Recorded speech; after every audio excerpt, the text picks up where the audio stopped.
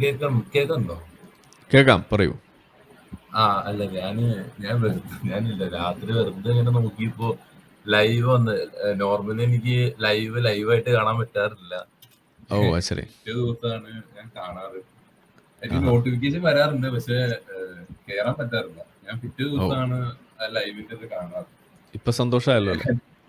ഞാനിത് എന്താന്ന് അറിയാനായിട്ട് നിങ്ങളിപ്പോ ഓരോന്ന് ഡിസ്കസ് ചെയ്യുമ്പോഴൊക്കെ, ഇപ്പൊ ആ ലൈവ് പിറ്റേ ദിവസം ഞാനിത് കാണുമ്പോഴൊക്കെ ഇങ്ങനെ ആ ഇങ്ങനെ ഗ്രൂപ്പായിട്ട് ഇങ്ങനെ ഡിസ്കസ് ചെയ്യുമ്പോഴൊക്കെ എനിക്കിങ്ങനെ രണ്ടു ദിവസം ഇങ്ങനെ പറഞ്ഞാൽ കൊള്ളാമെന്നൊക്കെ ഉണ്ടായിരുന്നു കുറച്ച് കാര്യങ്ങളൊക്കെ. ഉം. ഏഹ് ഞാൻ എവിടെ ഒരു ലിങ്ക് കണ്ട് ആ വെറുതെ കയറിയപ്പോ എങ്ങനെയോ അതിൻ്റെ ഉള്ളിൽ കയറി പെട്ടുപോയി. ആ ഓക്കെ, പെട്ടുപോയി. എന്തായാലും ശരി, എന്നാ ഇനിയിപ്പോൾ ഇറങ്ങാം. സന്തോഷം കയറി വന്നതിന്.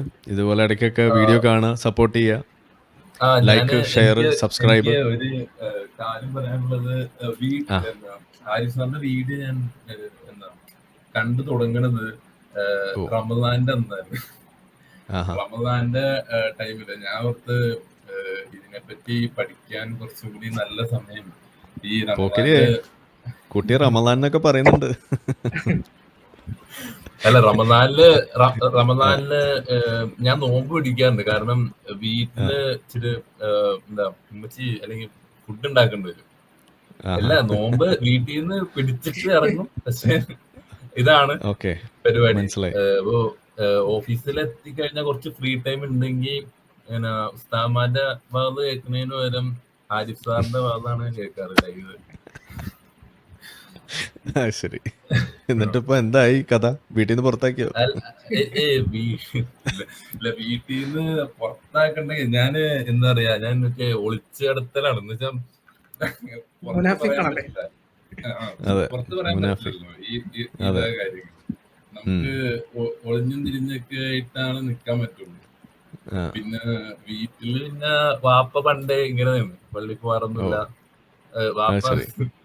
വാപ്പ കുറച്ച് ഇതാണ്. അപ്പൊ പിന്നെ ഓ, വീട്ടിൽ നിന്ന് ഉമ്മ അധികം ഒന്നും പറയാറില്ല ഇങ്ങനെ ഉം. നിക്കുമ്പോ. അത് ശരി. ഞാനിപ്പോ എന്താ പറയാ, ഇത് ആരിഫ് സാറിന്റെ വീഡിയോ കാണുന്നതിന് മുമ്പ് തന്നെ ആ ഇപ്പോ ഈ പല കാര്യങ്ങളിൽ ഒക്കെ ആയിട്ട് എനിക്ക് ഡൗട്ട് ഉണ്ടായിരുന്നു ആ ഈ റിലീജിയനില്. ഇതിപ്പോ ഓക്കെ. ഇത് നമ്മള് കറക്റ്റ് ആണോ ഇല്ലയോ എന്നുള്ളതിനെ പറ്റി.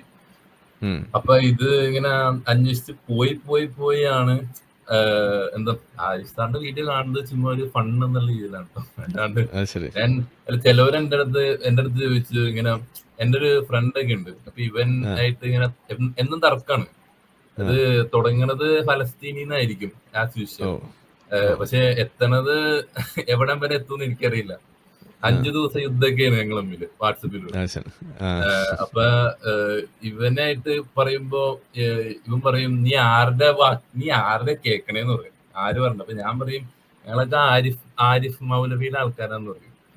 അപ്പൊ ഇവന് പെട്ടെന്ന് മനസ്സിലായില്ല, ആരാന്ന് മനസ്സിലായില്ല. അപ്പൊ ഞാൻ പറഞ്ഞ് ആരിഫ് ഹുസൈൻ ഈ പുള്ളി. അപ്പൊ അവൻ പറഞ്ഞ്, വെറുതെ അല്ല ഇത് ഇങ്ങനെ ആയത്, മലപ്പുറം വെറുതെ അല്ല ഇത് ഇങ്ങനെ ആയത്. അപ്പൊ ഞാൻ പറഞ്ഞ്, ഇത് കണ്ട ബാക്കവീനൊക്കെ കേക്കല്ലേ, അതുപോലെ ഞങ്ങൾക്കൊരു ബാക്കവിയാണ് ഇത്, അപ്പുറം എന്ന് പറയണമെന്നുള്ളൂ, ഓക്കെ. കരമാറി എന്ന് പറയണമെന്നുള്ളൂ. വലിയ ആ വ്യത്യാസമൊന്നും ഇല്ലല്ലോ. അങ്ങനെ അപ്പൊ അല്ല, ഞാന് ഇത് കേൾക്കുന്നതിന് മുമ്പ് തന്നെ എനിക്ക് കുറച്ച് ഡൗട്ടുകളൊക്കെ ഉണ്ടായിരുന്നു ഈ ഉം. റിലീജിയനൊക്കെ പറ്റി. പിന്നെ ഞാൻ സാധാരണ ഒരു മുസ്ലിം ചെയ്യാത്തൊരു കാര്യം, അതായത് റിലീജിയൻ ഒന്ന് ചോദ്യം ചെയ്തു. അതായത് വാട്ട് ഇഫ് എന്താ പറയാ, ഈ ഖുറാനും ഇതും പറഞ്ഞത് സത്യം അല്ലെങ്കിലോ എന്നുള്ള ഉം. രീതിയിൽ ഒന്ന് പ്രതിക്കൂട്ടിൽ നിർത്തിയിട്ട് കുറെ കാര്യങ്ങൾ ചോദിച്ചു. ചോദിച്ചപ്പോ ആ അത് ആ ചോദിച്ചത് മാത്രമേ ഓർമ്മയുള്ളൂ. പിന്നെ ആ പ്രതിക്കൂട്ടിന്ന് വരെ ഇറക്കിയിട്ടില്ല. ഇനി അവരെ ജയിലിലേക്ക് ആക്കി ഇറങ്ങി. അപ്പൊ ഇത് ഓൾറെഡി എന്താ പറയാ, ഞാനാ പറഞ്ഞത് ആരിഫാന്റെ വീഡിയോ എന്താ ഇൻട്രസ്റ്റിംഗ് ആണ്, ഇങ്ങനെ കണ്ടിരിക്കുക. ഈ ആ അത് കണ്ടിട്ടല്ല ഞാൻ വന്നത്. അത് വന്നപ്പോ ഒന്നുകൂടി എന്റെ ഒരു ക്ലെയിം സോളിഡിഫൈ ആയി എന്നുള്ളൊരു ഇതുള്ളൂ. അതിന് മുന്നേ ഓക്കെ. എനിക്ക് ഏകദേശം ഒരു തിരിവ് വന്നതാണ്, ഇതിലെന്തോ ഒരു പ്രശ്നമുണ്ടല്ലോ. പിന്നെ ഞാൻ അന്ന് ഇൻസ്റ്റയിലെ സ്റ്റോറിയിൽ മെൻഷൻ ചെയ്ത് ഒന്ന് റിപ്ലൈ വന്നത് ഒരു നബി അസ്ലി എന്ന് പറഞ്ഞ ഒരു യൂട്യൂബ് ചാനൽ. ഓക്കെ. ആ ഹാ അതും ഭയങ്കര ഹെൽപ്ഫുൾ ആണ്. ഞാൻ അതാണ് ആദ്യമായിട്ട് കണ്ടത്.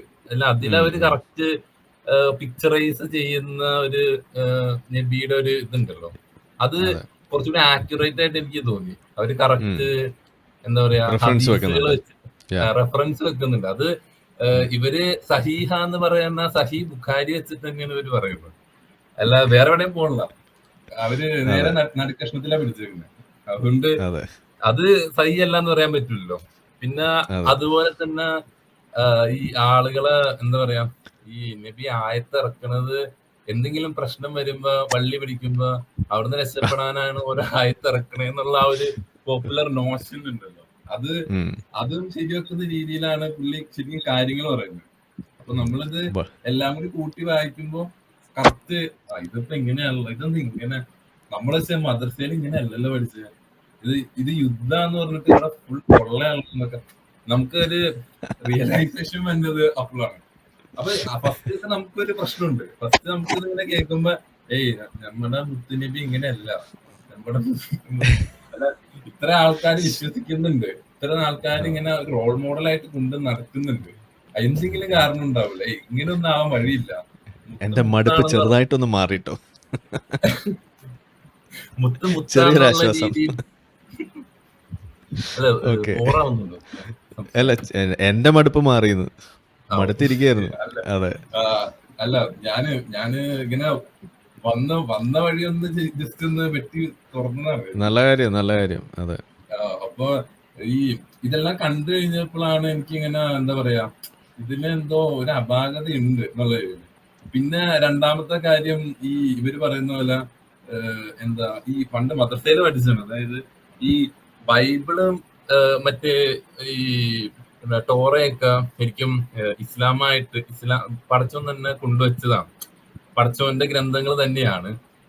അതില് കുറെ കാര്യങ്ങൾ സെയിം ആണ്, കുറെ കാര്യങ്ങൾ ഡിഫറെന്റ് ആണ്. സെയിം ആയിട്ടുള്ള കാര്യങ്ങള് നമുക്ക് അംഗീകരിക്കാം, ഡിഫറെന്റ് ആയിട്ടുള്ള കാര്യങ്ങള് അവര് തിരുത്തി എഴുതിയതാണ്. അങ്ങനെയാണ് ശരിക്കും മദ്രസകളിലൊക്കെ പറയണേ. അപ്പൊ ഞാൻ അന്ന് വിചാരിച്ച് ശരിയായിരിക്കും, ഈ മനുഷ്യന്മാരുടെ കയ്യിൽ കിട്ടിക്കഴിഞ്ഞാൽ ഇവരെല്ലാം തിരുത്തും, നമ്മന്റെ ഗ്രന്ഥം മാത്രം തിരുത്താണ്ട് 5 നാളില് മേലിലേക്ക് പൊങ്ങിപ്പോകും എന്ന് വിചാരിച്ചിട്ട് ഇരുന്നാണ്. പിന്നെ ഞാനൊന്ന് എന്താ റിവേഴ്സ് എഞ്ചിനീയർ ചെയ്ത് തിരിച്ച് ചിന്തിച്ചപ്പോഴാണ്, അല്ല ഇത് ഖുറാൻ ലാസ്റ്റ് വന്ന മതമാണല്ലോ, അതിനുമുമ്പ് വന്നതാണല്ലോ ഈ ഗ്രന്ഥങ്ങള്. ഖുറാനിന് ചിലപ്പോ അവിടുന്ന് ആവാമായിരിക്കുമല്ലോ ഈ കാര്യങ്ങൾ. അപ്പൊ അങ്ങനെ ഈ എല്ലാം കൂടി അങ്ങോട്ട് ആയപ്പോ എനിക്ക് മനസ്സിലായി ഇതെന്തോ വശപശക ഉണ്ടെന്ന് മനസ്സിലായി, ഈ മൊത്തം ഈ ഒരു മതത്തിന് എന്തോ ഒരു പ്രശ്നം ഉണ്ടെന്ന് മനസ്സിലായി. പിന്നെ ഞാൻ കുറച്ചും കൂടി എന്താ പറയാ ഇരുന്നപ്പോ എനിക്ക് മനസ്സിലായി ഇനി ഇതിന്റെ പുറകെ നിന്നിട്ട് കാര്യമില്ല, ഉള്ള സമയം വല്ല ജോലി ചെയ്ത് 10 കാശുണ്ടാക്കാം, അല്ലാണ്ട് ഇതിന്റെ പുറകെ ഉസ്താദിന്റെ താടി നടരി ഉസ്താദിന്റെ പോക്കറ്റിൽ 500 രൂപ വെച്ച് കൊടുത്തിട്ടും കാര്യമില്ല എന്ന് മനസ്സിലായി. അപ്പൊ ഇപ്പൊ ജീവിതം എങ്ങനെ പോകുന്നു? അതെ, ജീവിതം ഞാൻ പറഞ്ഞില്ല. അല്ല ഞാൻ മറ്റേ ഇടക്ക് ഇൻസ്റ്റഗ്രാമില് കമന്റ് യുദ്ധത്തിനൊക്കെ പോകാറുണ്ട് ഇടയ്ക്ക്.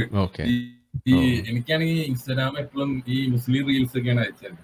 ഇങ്ങനെ അൽഗോരിതം എനിക്ക് ഇങ്ങനെ മുസ്ലിം റീൽസ് അയച്ചു തരും. അപ്പൊ ഇവര് ഓരോന്ന് ഈ ഹമാസ് പലസ്തീന്റെ വിഷയം, എന്താ പലസ്തീൻ ചിരിക്കാതെ വെളിച്ചെണ്ണ തൊടൂല എന്നൊക്കെ പറയുന്ന ഓരോരോ സാധനങ്ങള്, അങ്ങനത്തെ റീൽസ് ഒക്കെയാണ് ഇവര് എനിക്ക് അയച്ചത്. ഇതില് കമന്റ് ഇടും, മെയിൻ പണി അതാണ്. ഞാൻ ഇതിലൊക്കെ കയറി കമന്റ് ഇടും, എന്നിട്ട് ഇവരെനിക്ക് റിപ്ലൈ തരും. ചിലവരെനിക്ക് പേഴ്സണലായിട്ടൊക്കെ റിപ്ലൈ തരും. അങ്ങനെ അത് ഒരു വശത്തുനിന്ന് അങ്ങനെ പോകുന്നുണ്ട്. പിന്നെ രണ്ടാമത് ഞാൻ പിന്നെ മെയിൻ ആയിട്ട് ഇത് ആരോടും പറയാറില്ല, ഇത് ഞാനിപ്പോ ഇങ്ങനെ ഒരു ഇതിലാണ് പോകുന്നത്. അത് എക്സാമ്പിൾ എന്താന്ന് വെച്ച് കഴിഞ്ഞാൽ, ഇടക്ക് ഞാൻ ഫാമിലിയില് ആരുടെ അടുത്തും ഇങ്ങനെ ഇതിനെ പറ്റി പറഞ്ഞിട്ടില്ല. അതായത് ഞാൻ മാക്സിമം പള്ളി പോണ ഒരു സാഹചര്യങ്ങളൊക്കെ വരുമ്പോ ഒഴിവാക്കിയിടലാണ് പതിവ്, എങ്ങനെ വന്നാലും. ഇടക്ക് നമുക്ക് പോകേണ്ട വരും, അതിപ്പോ ഇവിടെ ആയതുകൊണ്ട് പോകാണ്ടിരിക്കാനും വയ്യ, അങ്ങനെ ഒരു സിറ്റുവേഷൻ ആണ്. അപ്പൊ ഫാമിലിയില് ഞാൻ എന്റെ ഈ സൈഡ് കാണിച്ചല്ല, ഫാമിലി വിചാരിച്ചത് ചെക്കൻ ഇപ്പൊ എന്താ പറയാ പള്ളിയിലൊന്നും പോകണില്ല, ചിലപ്പോ കുറച്ചാകുമ്പോ ഒരു പെണ്ണെട്ടി കഴിയുമ്പോ നന്നായിക്കോളും എന്നുള്ള രീതിയിലായിരിക്കും വീട്ടുകാർ നിൽക്കണേ. എനിക്കറിയാം ഞാനിനി ആ അവസ്ഥയ്ക്ക് പോകും. കാരണം എന്താ വെച്ചാൽ പണ്ടൊക്കെ ഈ പള്ളി പോയ സമയത്ത് ഇപ്പൊ ദുഹറിനൊക്കെ ഈ ഒരു ഞായറാഴ്ച അല്ലെ ശനിയാഴ്ച ഈ കോളേജിൽ പഠിക്കുന്ന ടൈമിലൊക്കെ നിസ്കാരം അങ്ങനെ അങ്ങനെ ചിട്ടയല്ലായിരുന്നു. പക്ഷെ ഇടക്ക് ഒരു ളുഹറിന് പള്ളിയിൽ പോയി കഴിഞ്ഞ് പള്ളിയിൽ ഇരിക്കുമ്പോ ആഹാ എന്ത് സമാധാനാണ്, പള്ളിയിലൊക്കെ ഇടയ്ക്ക് വന്ന് ഇരിക്കണം എന്നൊക്കെ പണ്ട് തോന്നാറുണ്ട്. ഈ അടുത്ത് പള്ളി പോകുമ്പോ എനിക്ക് അങ്ങനെ തോന്നാറില്ല. അത് മെയിൻ കാര്യം. മെയിനായിട്ട് ഈ ഇവര് നിസ്കരിക്കുമ്പോ ഇങ്ങനെ ഈ അള്ളാഹു അക്ബർ വിളിക്കണ കേൾക്കുമ്പോ എനിക്ക് ആദ്യം ഓർമ്മ വന്നത് ഈ 1600-300 വർഷങ്ങളൊക്കെ മുമ്പ് ഇവര് മുസ്ലിം പട്ടാളങ്ങൾ ഓരോ രാജ്യം കയറി അതിക്രമിച്ചും ഇതൊക്കെ ചെയ്ത് നടന്ന ടൈമില് ഇവര് ഒരു വാർ ക്രൈ പോലെ എനിക്ക് തോന്നുന്നത്. ഇവരെല്ലാരും കൂടി ഇങ്ങനെ അള്ളാഹു അക്ബർ വിളിക്കുമ്പോ ഒരു കൊടിയും 2 കുതിരയും 2 വാളും കൊടുത്തു വിട്ട് കഴിഞ്ഞാൽ ഇവര് പോയി അപ്പുറത്തെ ജംഗ്ഷൻ പോയി തല്ലി പൊട്ടിക്കും എന്നുള്ള രീതിയിലാണ് അവര് നിൽക്കുന്നത്. എനിക്ക് അങ്ങനെ ഒരു ഫീലാണ് വരുന്നത്. ഒരു ഭക്തി തോന്നാറില്ല. ഇപ്പോ കുട്ടിയെ ഈ ചെക്കൻ മുസ്ലിം വിരുദ്ധനുമാണ് കേട്ടാ. അല്ല അത് എന്റെ അടുത്ത് ഇങ്ങനെ എല്ലാവരും പറയാറുണ്ട്. ഈ ഞാൻ അതാണ് എന്റെ മനസ്സിലുള്ള കാര്യങ്ങൾ പിന്നെ പുറത്ത് പറഞ്ഞു കഴിഞ്ഞാണ്ടല്ലോ അത് പിന്നെ ഭയങ്കര വിഷയം. അതായത് ഒരു തവണ എന്റെ ഒരു ഫ്രണ്ട് ഉണ്ട്. ഞാൻ അവന്റെ അടുത്ത് പറഞ്ഞ് ഞങ്ങൾ ചുമ്മാ കാഷ്വൽ ആയിട്ട് ഇരിക്കുന്നു. അപ്പൊ അവൻ മുസ്ലിമാണ്, ഞാനും മുസ്ലിമാണ്, ഫ്രണ്ട്ലി ഫയർ ആണ്. ഞാൻ എന്ത് പറഞ്ഞാലും കുഴപ്പമില്ല. ഹിന്ദു മുസ്ലിം അല്ല, ഞങ്ങൾ എന്റെ മുസ്ലിങ്ങളാണ്, അതുകൊണ്ട് കുഴപ്പമില്ല. ഞാൻ അപ്പൊ അവന്റെ അടുത്ത് പറഞ്ഞ് എല്ലാ മുസ്ലിങ്ങളും ഒരു ടൈം ബോംബാന്ന് പറഞ്ഞു. അപ്പൊ ഇവൻ പറഞ്ഞ് അങ്ങനെ ആവാൻ വഴിയില്ല, നീ അത് ഭയങ്കര ജനറലൈസ് ചെയ്യാണ്, എല്ലാവരും ടെററിസ്റ്റ് ആണെന്നുള്ള ഞാൻ പറഞ്ഞ ഞാൻ അങ്ങനെയല്ല ഉദ്ദേശിച്ചത്. ഇപ്പോ കൺവെൻഷനൽ ആയിട്ട് ഞാൻ വെള്ളിയാഴ്ച മാത്രം പള്ളി പോകുന്ന ഒരു മുസ്ലിം ആണെങ്കിൽ പോലും ഒരു ഫ്യൂച്ചറിൽ ഈ മതത്തിനൊരു ക്രൈസിസ് വരെയാണ്, ഇതിന്റെ ഒരു എക്സിസ്റ്റൻസിന് ഒരു ക്രൈസിസ് വരെയാണെങ്കിൽ ഈ വെള്ളിയാഴ്ച മാത്രം പള്ളി പോകുന്ന, റമദാനിന് മഗ്‌രിബിന് സമൂസ തിന്നാൻ വേണ്ടി മാത്രം പോകുന്ന ആളുകൾ വരെ തോക്കും കമ്പിപ്പാര എടുക്കുമെന്ന് എനിക്കറിയാം. അത് നമ്മുടെ മതത്തിൽ പറഞ്ഞൊരു കാര്യമാണ്. അല്ല ഞാൻ അതാണ് ടൈം ബോംബ് ഉദ്ദേശിച്ചത്. ടൈം ആയി കഴിഞ്ഞാൽ ഈ ബോംബുകൾ പൊട്ടും, പൊട്ടപ്പെടുന്ന പറഞ്ഞ ഓരോ സ്ഥലത്തുനിന്ന് പൊട്ടും. അത് ഞാൻ ഉദ്ദേശിച്ചത് അവരുടെ ഒരു വയലന്റ് നേച്ചറാണ്. അതായത് നമ്മുടെ അടുത്ത് പ്രൊമോട്ട് ചെയ്യുന്നത് അതാണല്ലോ, നിങ്ങള് ജിഹാദിന് പോയി ഹൂറികളെ സ്വന്തമാക്കൂ എന്നുള്ള ഒരു കോൺസെപ്റ്റ് ആണല്ലോ. അപ്പൊ ഈ പറഞ്ഞ ആളുകള് നേരെ പോയി ജിഹാദ് ചെയ്ത് സ്വർഗത്തിൽ പോവും എന്നുള്ള രീതിയിലാണ് ആ മതത്തിന്റെ ഫ്രെയിം വർക്ക് തന്നെ. അപ്പൊ ഇങ്ങനെ ഓരോന്ന് പറയുമ്പോഴും ഇവര് ജനറലൈസ് ആയിട്ട് എടുക്കും. ഇനി ഇതുപോലെ തന്നെ ഒരു പ്രാവശ്യം വീട്ടിൽ വെച്ച് ഇതുപോലെ സംഭവിച്ചു. വീട്ടിൽ വെച്ച് ഉമ്മച്ചി പറഞ്ഞ് എന്തോ മുല്ലപ്പൂ വെക്കുന്ന കേസ് എന്തോ പറഞ്ഞു, കല്യാണത്തിന് എന്തോ.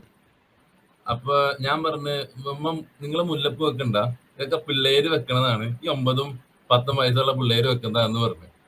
അപ്പൊ ഉമ്മ എന്റെ അടുത്ത് തമാശക്ക് ചോദിച്ചു, എന്റെ ഇത്താദ്യം സൈഡിലുണ്ട്, ഉമ്മ എന്റെ അടുത്ത് തമാശക്ക് ചോദിച്ചു, നീ എന്തിനാ 9-10 പിള്ളേരെ നീ അവരാണ് ഇപ്പൊ നോക്കണേന്ന് പറഞ്ഞു. അപ്പൊ ഞാൻ പെട്ടെന്ന് സ്പോണ്ടേനിയസ് ആയിട്ട് ഞാൻ പറഞ്ഞു, 9-10 പിള്ളേരെ നോക്കാൻ ഞാൻ മുത്തുനബി ഒന്നും അല്ല. അത് ഉമ്മച്ചി കേട്ടില്ല, ഉമ്മച്ചത് കേട്ടില്ല. അത് ശരിക്കും പറഞ്ഞ അത് ഇത്താതെ കേട്ടു, ഇത്താ എന്നെ അടുത്തിരുന്ന. അപ്പൊ ഇത്താ പെട്ടെന്ന് തന്നെ ഇങ്ങനെ തിരിഞ്ഞിട്ട് ഞാൻ എന്താ പറഞ്ഞെന്നുള്ളതിൽ എന്നെ ഞാൻ പറഞ്ഞു ഞാനിപ്പോ എന്താ പറഞ്ഞ ആള് മാറി പോയി എന്നുള്ള രീതിയിൽ. പെട്ടെന്ന് ഈ ഫ്രണ്ട്സിന്റെ ഇടയിൽ ഇങ്ങനെയൊക്കെ പറയാറില്ല, വീട്ടുകാരുടെ ഇടയിൽ ഇങ്ങനെ പറയാറില്ല. പെട്ടെന്ന് പറഞ്ഞപ്പോ ഇത്താതെ നെറ്റി ഇങ്ങനെ പറഞ്ഞപ്പോ അതിന് ഇത്താതെ പിന്നെ എന്റെ അടുത്ത് കുറെ എന്താ പറയാ തിരിച്ച് താനൊന്ന് വീട്ടിൽ കൊണ്ടുപോക്കാൻ പറഞ്ഞ് കാറില്. അപ്പൊ ഇത്താതെ കാറിൽ നിന്നിട്ട് എന്താ നീ ഇങ്ങനെയൊക്കെ ആവുന്നേന്നുള്ള രീതിയില്. അപ്പൊ ഞാൻ പറഞ്ഞു എനിക്ക് ഇപ്പൊ ഈ പന്ന മതത്തില് വിശ്വാസമൊന്നുമില്ല, വേറെ ഒന്നും ഇല്ല എന്ന് പറഞ്ഞു. അപ്പൊ പിന്നെ എന്റെ അടുത്ത് രണ്ടാമതൊന്നും ചോദിക്കാൻ പോയില്ല. ഇങ്ങനെ ചെറിയ സ്ലിപ്പ് ആവാറുണ്ട് ചെറുതായിട്ട്. ആണല്ലേ, തല പോകാണ്ട് നോക്കോ, ടൈം ബോംബാണ്, തല പോകാണ്ട് നോക്കോ. തല ദൂഷിച്ചായി കളിക്കുള്ളൂ. ഓക്കെ, എന്തായാലും കൊള്ളാം. വളരെ ഞാനിതിൽ ഒറ്റ കാര്യം എനിക്ക് പറയാനുള്ളൂ, ഈ അനൗൺസ് ചെയ്യുക എന്നുള്ളതൊക്കെ സെക്കൻഡറി ആണ്, ഇത് തിരിച്ചറിയുക എന്നുള്ളതാണ് പ്രൈമറി. അതേതായാലും നടന്നു കഴിഞ്ഞിട്ടുണ്ട്, ബാക്കിയൊക്കെ സമയമെടുത്ത് സൗകര്യം പോലെ.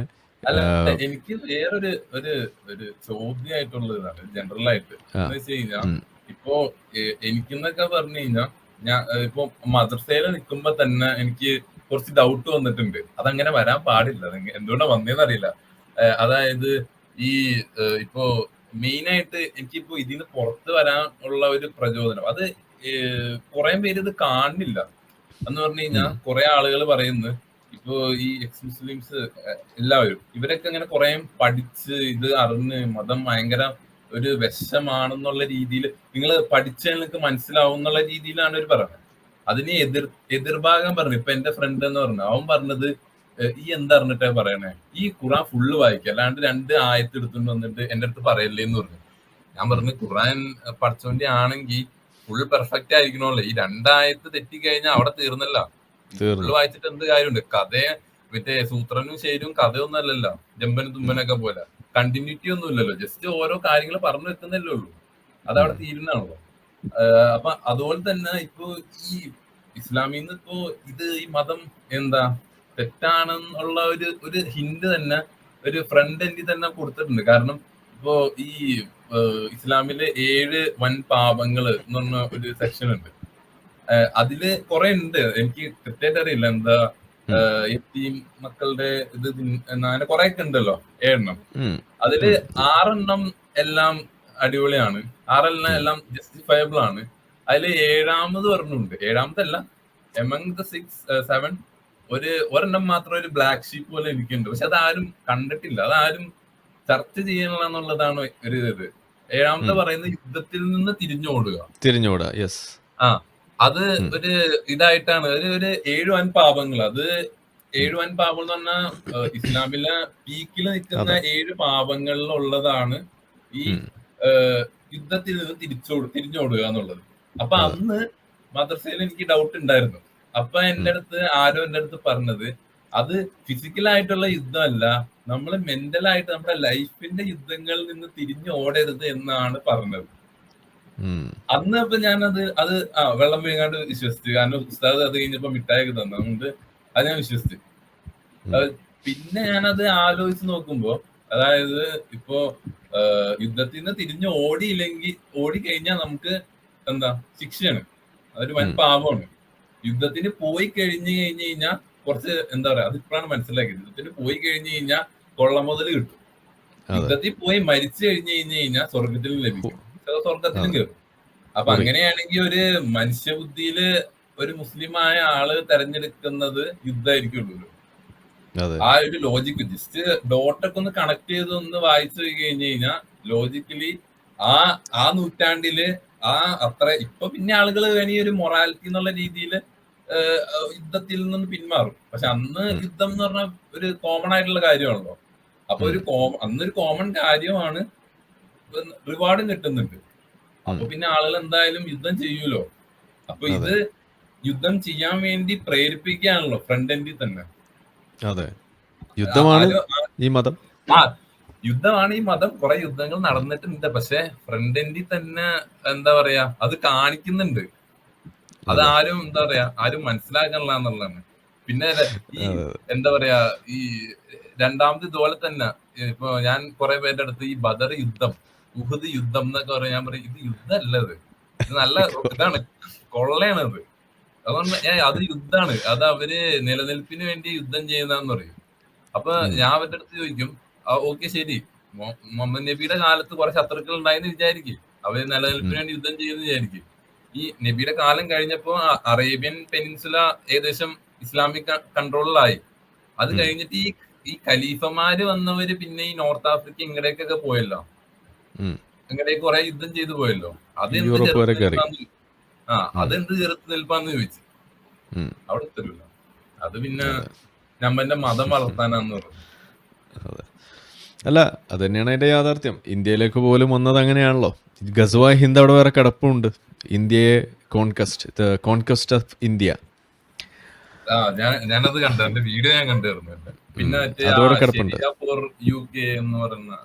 അതെ, അതൊക്കെ വരുന്നുണ്ട്. അപ്പോൾ ഓരോ ഭൂമി മുഴുവൻ, ലോകം മുഴുവൻ ഇസ്ലാമിന്റെ കീഴിലേക്ക് കൊണ്ടുവരിക എന്നുള്ളത് തന്നെയാണ് ഇസ്ലാമിന്റെ ലക്ഷ്യം. അത് പ്രഖ്യാപിത ലക്ഷ്യമാണ്, ഖുറാനിൽ എഴുതി വെച്ചിട്ടുള്ളതാണ്. അത് അറിയുന്ന ആളുകൾ പ്രഖ്യാപിച്ച ഒരു എന്താ പറയുക, അതിനുവേണ്ടി പണിയെടുത്തുകൊണ്ടിരിക്കുന്ന ഒരു സംഭവമാണ്. അത് സൂക്ഷിക്കേണ്ടത് തന്നെയാണ്. പിന്നെ അതുപോലെ ഓക്കെ. തന്നെ എന്താ ആ സമയം ഒരുപാട് ആവുന്നുണ്ടോ? ഒരു കാര്യം ഇന്ന് പറയണമെന്നുണ്ട്. എന്തായാലും ആ വന്നതല്ലേ എന്ന് പറഞ്ഞോളൂ. വിചാരിച്ചു. ഉം, അത് ഇപ്പൊ അതുപോലെ തന്നെ ഈ ഫലസ്തീൻ ഇസ്രായേൽ വിഷയത്തിലായാലും തന്നെ ഇതില് ഉം, എന്താ ഞാൻ നോക്കുന്നിടത്ത് ഇസ്രായേലിന് ചെയ്യുന്നത് അവര് ചെയ്യുന്നതാണ് ചെറുത്തുനിൽപ്പായിരിക്കും. അതെ. അവർക്കാണ് എന്താ അവര് ഈ ഹമാസ് ഞാൻ ഇപ്പൊ ചിലവര് പറഞ്ഞ പോലെ ഇപ്പൊ പലസ്തീനെതിരല്ല. ഇപ്പൊ പലസ്തീനില് ഉം, അനുഭവിക്കുന്നത് അവരുടെ ജനതയാണ്. അനുഭവിക്കുന്നു. അത് നമുക്ക് എന്താ പറയാ കണ്ടില്ലാന്ന് നടിക്കാൻ പറ്റില്ല. ആളുകൾ സഫർ ഉം, ചെയ്യുന്നുണ്ട്, അവിടുത്തെ ആളുകൾ. ഉം, പക്ഷെ ഇതിന്റെ ഇടയിൽ അതെ. ഒളിഞ്ഞിരുന്ന് പെയിന്റ് അടിക്കണതാണ് ഹമാസ്. ഇവരെ പെയിന്റ് അടിച്ചുകൊണ്ടിരിക്കുകയാണ്. അത് എനിക്ക് ഉം, അതിന്റെ കോസ് മനസ്സിലാവണം, ആളുകളുടെ ആ ഒരു മെന്റാലിറ്റി മനസ്സിലാവണം. ഇവര് ഇപ്പോഴും ഹമാസിന് ഒരു റെസിസ്റ്റൻസ് ഗ്രൂപ്പ് ആയിട്ട് കാണുന്നു എന്നുള്ളത് എന്താ പറയാ, അതൊരു ഉം. ഇതാണ്. ശരിക്കും ഉം. അങ്ങനെയല്ലല്ലോ അത്. ഒരു ചോദ്യം ഉണ്ട് കേട്ടോ. അതെ. താങ്കൾക്കുള്ള ചോദ്യമാണ്. എന്താണ്? ആ, അതായത് ആ, മതം വിട്ടപ്പോൾ അല്ലെങ്കിൽ ഇങ്ങനെ ഒരു അവസ്ഥയിൽ എത്തിയപ്പോൾ മറ്റുള്ളവരെ കാണുന്നതിലുള്ള വ്യത്യാസം അതെങ്ങനെയാണ്? പ്രത്യേകിച്ച് കാഫറുകളൊക്കെ മറ്റുള്ളവരെ ആയിരിക്കും, മറ്റു മതക്കാർ. മനസ്സിലായില്ല. മറ്റുള്ളവരെ കാണുന്നെന്ന് വെച്ചാൽ ആ, ഉദ്ദേശിക്കുന്നത്? ഹിന്ദു ഒരു ക്രിസ്ത്യൻസ് ആ അതെ, ഒരു മുസ്ലിം ആയിരിക്കെ നമ്മൾ മറ്റുള്ള ആളുകളെ കാണുന്നതും ഉം. ഇപ്പോൾ മതം ഉപേക്ഷിച്ചതിന് ശേഷം ഇപ്പോൾ കാഫറുകളായിട്ടുള്ള ആളുകളെ കാണുമ്പോഴുള്ള വ്യത്യാസം. അതിന്റെ ഒരു മെയിൻ വ്യത്യാസം എന്ന് പറയുന്നത് ഇപ്പോ ഇപ്പോ ഞാനിപ്പോ ഇത്രയും എന്താ പറയാ മതം ഇത്രയും അങ്ങോട്ട് വിട്ട് നിന്നിട്ട് ഇപ്പൊ അധികം ആയിട്ടില്ല. അപ്പോ ഈ ഈ അടുത്ത് ഇപ്പോ നമ്മുടെ മോദി സർക്കാർ അവര് മറ്റേ ഹെൽത്ത് മിനിസ്ട്രിയുടെ എന്തോ സിമ്പല് മാറ്റിയിട്ട് എന്തോ ദേവിയുടെ എന്തോ സിമ്പല് ഉം, വെച്ചു ഉം, എന്ന് പറഞ്ഞ് ഒരുപാട് ഇഷ്യൂ ഉണ്ടായിരുന്നു. അത് ഉം, ഭയങ്കര പ്രശ്നമായതായിരുന്നു. എല്ലാവരും വന്നിട്ട് സെക്യുലറിസത്തെ കൊണ്ട് കമ്പിപ്പാര കയറ്റി എന്നൊക്കെ പറഞ്ഞ് എല്ലാരും ഈ മുസ്ലിങ്ങളാണ് അതിലൊരു 80% ആൾക്കാര്. പിന്നെ ഉം, കുറച്ച് മുസ്ലിങ്ങളുടെ വാക്ക് കേട്ട് കുറെ 20% ഹിന്ദുക്കളും ഇതിന്റെ പുറകെ ഉണ്ട്. ഉം, അവരെ അങ്ങോട്ടും ഇങ്ങോട്ടും നിൽക്കുക, അവർക്ക് പ്രശ്നമില്ല. അപ്പൊ ഇതില് ഉം, ഞാനിപ്പോ മുസ്ലിം ആയിരുന്ന ടൈമില് ഇങ്ങനെയൊക്കെ വരുമ്പോ, അതായത് ഇങ്ങനെ ഓരോ അവരുടെയൊക്കെ സിമ്പല് വെക്കുമ്പോ ഞാൻ ഭയങ്കരമായിട്ട് ഒഫൻഡ് ആവുമായിരുന്നു. എന്ന് വെച്ചാ ഉം, അയ്യോ സെക്യുലറിസം ഒലിച്ചു പോയി എന്നൊക്കെ പറഞ്ഞ് എനിക്ക് ഭയങ്കര പ്രശ്നമായിരുന്നു. ഇത് ഉം. ഇത് ഇത് ഇന്ത്യ ഹിന്ദു രാഷ്ട്രമായി, ഇനി ഇന്ത്യയിൽ ഇവിടെ ജീവിക്കാൻ പറ്റില്ല എന്നുള്ള രീതിയിൽ അങ്ങനെയൊക്കെ നമുക്ക് ചിന്ത വരാൻ തുടങ്ങി. തോന്നും. ഉം, ഉം. ഇപ്പൊ എന്താന്ന് വെച്ച് കഴിഞ്ഞാ ഞാൻ എന്താ പറയാ, ഞാൻ പറഞ്ഞു കഴിഞ്ഞാൽ എന്നെ പിന്നെ ഈ ആരിഫ് സാറിന് പോലെ എന്നെ സംഖ്യയാക്കി കളയും. അത് വേറെ കാര്യം. അതായത് എന്റെ ഒരു അഭിപ്രായത്തില് അങ്ങനെ ചെയ്യുന്നതിൽ വലിയ തെറ്റില്ല എന്ന് പറഞ്ഞു. കാരണം എന്താന്ന് വെച്ചാൽ ഇപ്പോ റിലീജിയസ് ആയിട്ട് ഇപ്പൊ ഇസ്ലാമിന്ന് വിട്ട് കഴിഞ്ഞ് കഴിഞ്ഞാൽ ഒരാളും പിന്നെ വേറെ മതത്തിലേക്ക് പോകില്ല. അതിന് ഉം. കാരണം അറിയാലോ. കാരണം നമ്മൾ മദ്രസയിൽ പഠിക്കുമ്പോ തന്നെ ബാക്കി എല്ലാ മതങ്ങളും ദൈവമല്ല. വെറുതെ ആണ്, അതെ. നമ്മുടെ മതമാണ് ഉത്തമം എന്ന് പറഞ്ഞു. ഇപ്പൊ ഈ ഉം, ഉത്തമ മതവും ഇല്ലാത്ത സ്ഥിതിക്ക് ഇപ്പൊ ഒന്നുമില്ല നമുക്ക്. അതാണ് നമ്മുടെ അതെ. എല്ലാത്തിന്റെ അവസ്ഥ. എളുപ്പമാണ്. എളുപ്പമാണ്. എളുപ്പമാണ്. നമുക്ക് വേറെ അങ്ങോട്ട് ചാടേണ്ട ആവശ്യമില്ല. ഉം, അപ്പൊ ഇപ്പോ ഒരു ഇതെന്താന്ന് വെച്ച് കഴിഞ്ഞാ ഇത് ഇപ്പൊ ഈ എന്തൊക്കെയാണെങ്കിലും ഇവരൊക്കെ എല്ലാവരും ഒരു റിലീജിയസ് സിമ്പൽ ആയിട്ട് കാണുന്നത് കൊണ്ടാണ് ഇത്ര പ്രശ്നം വരുന്നത്. ഉം, ഇപ്പോ എന്താ പറയാ, ജപ്പാനിലെ ഹെൽത്ത് മിനിസ്ട്രിയില് ഈ ദേവിയുടെ പടം വെച്ച് കഴിഞ്ഞു കഴിഞ്ഞാൽ അത് ഉം, ശരിയാവില്ല. അത് ഉം. ആൾക്കാർ വിചാരിക്കും ഇതെന്ത് ഇതാന്ന് ചോദിക്കും അവര്. ഇത് എന്തിനാന്ന് ചോദിക്കും ഇത്.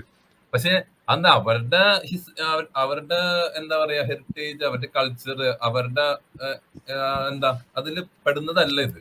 പക്ഷെ ഇന്ത്യയുടെ ഒരു എന്താ പറയാ റിലീജിയസ് ആയിട്ട് കാണാണ്ട് ഒരു കൾച്ചറൽ ഐക്കൺ ആയിട്ട് കണ്ടാൽ മതി. ഇപ്പൊ രാമനായാലും ഹനുമാനായാലും ഇവരെല്ലാവരെയും ഒരു റിലീജിയസ് ആയിട്ടുള്ള ഒരു സ്റ്റാൻഡ് പോയിന്റിൽ നോക്കാണ്ട് ഇതൊക്കെ ഉം. ഇന്ത്യൻ ഒറിജിൻ ആയിട്ടുള്ള ഒരു കൾച്ചറാണ്. ഈ രാമൻ ഇവരുടെ ഈ ഇന്ത്യൻ മിത്തോളജി എന്ന് പറയുന്നതൊക്കെ ഒരു കൾച്ചറായിട്ട് കൂട്ടിയിട്ട് ഇതൊക്കെ ഉം, നമുക്ക് ഇവിടെ ഇടാൻ പറ്റുള്ളൂ. അല്ലാണ്ട് ഉം, ജർമ്മനിയിലെ UK പോയി ഇത് ഇട്ട് കഴിഞ്ഞാൽ ഒരു ഉം. റെലവൻസി ഉണ്ടാവില്ല.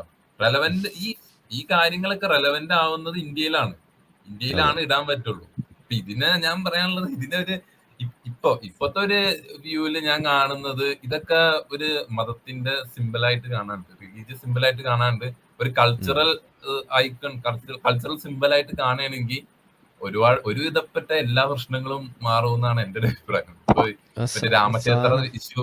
ഇഷ്യൂ ഉം, ഉൾപ്പെടെ എല്ലാം അങ്ങനെ തീരും അത്. പക്ഷെ ആരും അങ്ങനെ ഞാൻ കാണൂല. അതാണ്. ഞാൻ ആ സാധനം ഇവിടെ വെച്ചിരുന്നത് കാണുന്നില്ല. ആരെങ്കിലും കണ്ടോ? അതങ്ങ് കൊടുക്കായിരുന്നു. ചാപ്പ.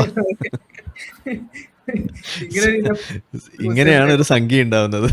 അതെ. അല്ല, ഇടയ്ക്ക് എനിക്ക് തോന്നാറുണ്ട് ഇങ്ങനെ ആലോചിക്കുമ്പോ, ഇങ്ങനെ അയ്യോ ഇനി ആ സംഖ്യ ആയോ, ഞാൻ അല്ല അറിയാണ്ട്. അല്ല ഇതിൽ ഇപ്പോൾ താങ്കൾ പറഞ്ഞതിൽ ഒരു കാര്യം ക്ലിയർ ആണ്. ഞാനിപ്പോൾ ഈ ചോദ്യം ഉണ്ടല്ലോ, മതം വിട്ട് കഴിഞ്ഞപ്പോൾ മറ്റു മതങ്ങളെ കാണുന്നതിൽ അല്ലെങ്കിൽ മറ്റുള്ള ആളുകളെ കാണുമ്പോൾ ഉള്ള വ്യത്യാസം എന്തെന്നുള്ളത് ഇപ്പോൾ എന്നോടാണ് ചോദിക്കണമെങ്കിൽ എനിക്കുണ്ടായിട്ടുള്ള ഏറ്റവും വലിയ വ്യത്യാസം എന്ന് പറഞ്ഞു കഴിഞ്ഞാൽ, നമ്മൾ ഈ മതത്തിനകത്തുണ്ടായിരുന്ന സമയത്ത് ഒരാളെ കാണുമ്പോൾ എൻ്റെ ആ റഡാർ അത് ഓണാവും. ആ റഡാറിൽ ആദ്യം വരുന്ന സാധനം അവൻ ഏത് മതമാണ് എന്ന് ഡിറ്റക്റ്റ് ചെയ്യണം. അതൊരു നിർബന്ധമായിരുന്നു. എന്നിട്ടാണ് നമ്മൾ പിന്നെ അവരോട് ഇടപഴകുന്നത് പോലും. അത് മുസ്ലിം ആണെന്നുണ്ടെങ്കിൽ ഒരു പ്രത്യേകമായ സ്നേഹം, അവനോടൊരു അമിതമായ ഒരു വിധേയത്വം പോലെ ഒരു സാധനം നമ്മുടെ ഉള്ളിലേക്ക് വരും. ഒരു സലാം പറച്ചിലൊക്കെ അങ്ങ് തേനും പാലുമാണ്. അതൊന്ന്. ഇനി മറ്റു മതക്കാരാണെന്നുണ്ടെങ്കിൽ ആദ്യത്തെ മോഡ് എന്ന് പറഞ്ഞു കഴിഞ്ഞാൽ അവനെ എങ്ങനെയെങ്കിലും ഇസ്ലാമിലേക്ക് ആകർഷിക്കണം, അതിന് വേണ്ടിയിട്ടുള്ള പണി.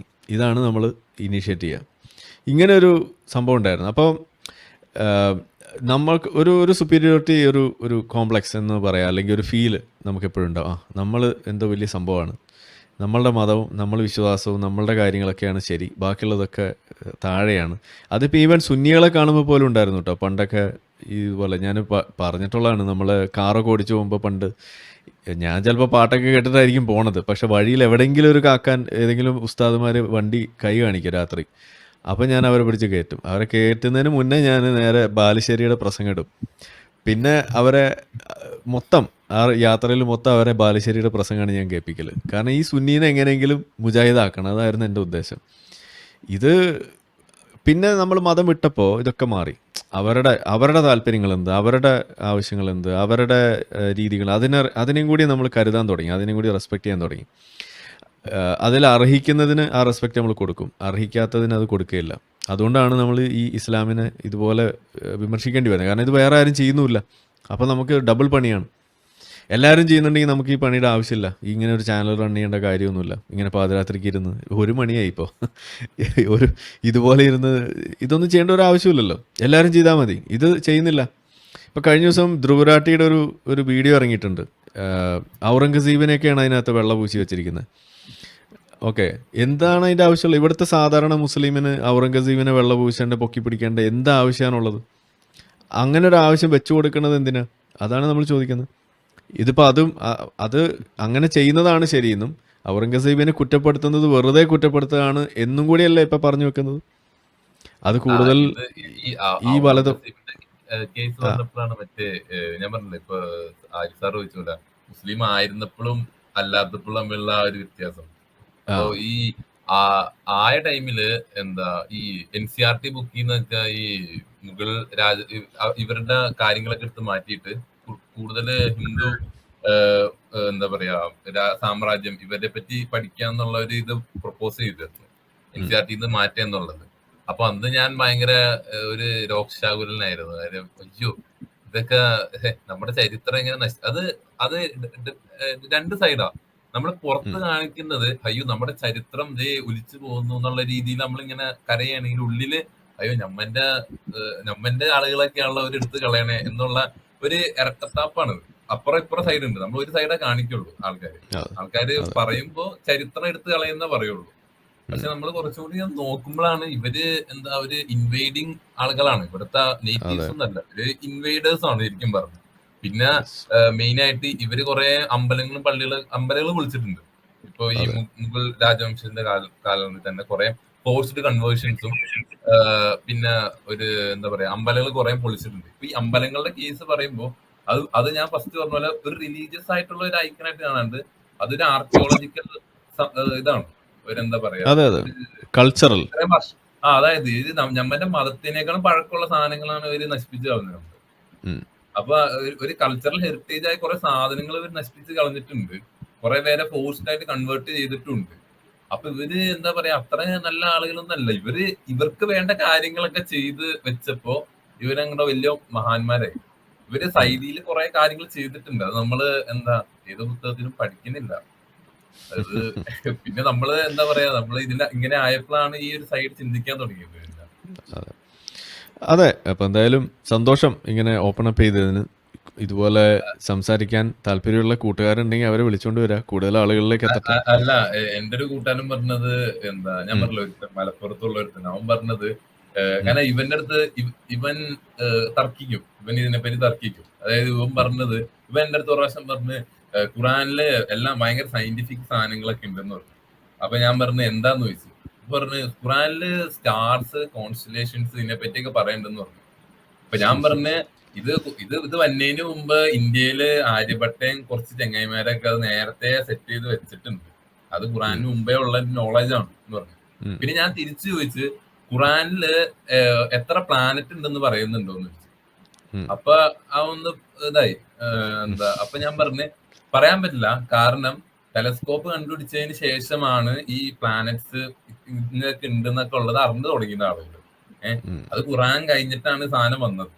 അതുകൊണ്ട് അതിനെപ്പറ്റി ഖുറാൻ പറഞ്ഞുള്ള. അപ്പൊ അവൻ ഇതിന്റെ ഇടയില് ഒരു ആയത്തും പൊക്കി പിടിച്ചിട്ട് പറഞ്ഞത് ഇതിനകത്ത് ഖുറാൻ പറയുന്നത് 12 പ്ലാനറ്റ് ഉണ്ടെന്ന് പറഞ്ഞു. അപ്പൊ ഞാൻ പറഞ്ഞു 12 വിരലിലെ എണ്ണം തെറ്റിപ്പോയാ, എന്താ 12 എണ്ണം എന്നൊക്കെ പറയുന്നത്. അപ്പൊ ഞാൻ പറഞ്ഞ് 12 എണ്ണം ഇല്ല, ഒരെണ്ണത്തിന്റെ ചവിട്ടി പുറത്താക്കി, ഇപ്പൊ എണ്ണം കുറഞ്ഞ് ശരിക്കും പറഞ്ഞ. അപ്പം പറഞ്ഞ് അത് ശാസ്ത്രലോകം ഇനി കണ്ടുപിടിക്കാനുണ്ട് എന്ന് പറഞ്ഞു. അത് കണ്ടുപിടിക്കാത്തതുകൊണ്ടാണ് ആ കാർഡിറക്കി. അപ്പൊ ഞാൻ പറഞ്ഞ് ഇപ്പൊ ശാസ്ത്രം നാസയൊക്കെ ഹബിള് സ്പേസ് ടെലസ്കോപ്പ് ഒക്കെ വെച്ചിട്ട് അങ്ങറ്റത്തുള്ള ഗാലക്സിയൊക്കെ ഫോട്ടോ എടുക്കുകയാണ്.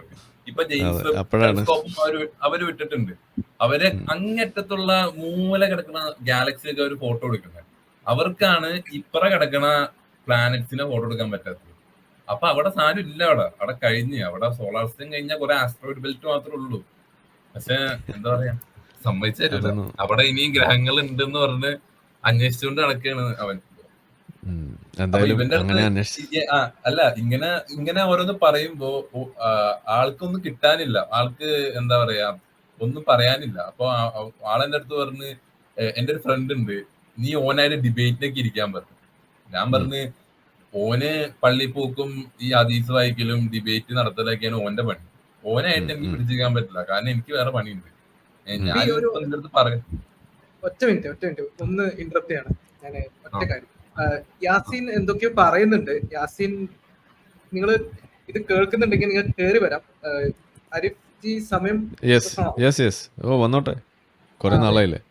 നിങ്ങളെ തെളിവ് കാണിക്കൂ. ഞാനിപ്പോ നേരത്തെ പറഞ്ഞു മഹാഭാരതത്തിലും പിന്നെ ഭവിഷ്യ പുരാണം എവിടെയൊക്കെ ഉണ്ട് എന്ന് പറയുന്നു. നിങ്ങളത് ആ തെളിവുകൾ തന്നാൽ മതി, ഞാനത് നമുക്കത് കണ്ടിക്കാം. അല്ലെങ്കിൽ ബാക്കിയുള്ളവർക്ക് സത്യം മനസ്സിലാവില്ല. ഇപ്പൊ ഇത് ഖുറാനിലേക്കാളും കൂടുതൽ ഹിന്ദു പുരാണങ്ങളിലാണ് മുഹമ്മദിനെ കുറിച്ച് പരാമർശിച്ചിട്ടുള്ളതെന്നൊക്കെയാണ് അവകാശവാദങ്ങൾ ഉന്നയിക്കുന്നത്. നിങ്ങൾ ആ തെളിവ് തന്നാൽ മതി.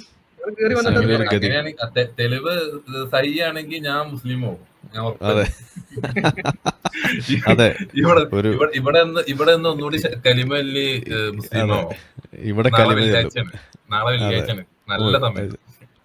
ഇന്നാണ് വെള്ളിയാഴ്ച. അപ്പൊ എത്രയും പെട്ടെന്ന് തെളിവായിട്ട് വരൂ. ഒരു അസുലഭ അവസരമാണ് വന്നിരിക്കുന്നത്. അതെ, ഒരാളെ റെഫറൽ ചെയ്ത് സ്വർഗത്തിൽ പോവാം.